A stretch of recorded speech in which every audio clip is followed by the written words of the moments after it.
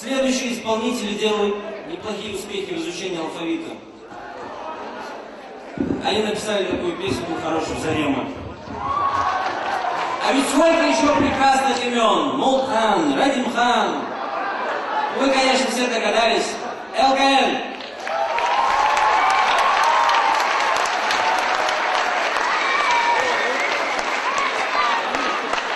Салам алейкум, сегодня хороший. Привет, Мубахтош, это была Айна. Следующий мы.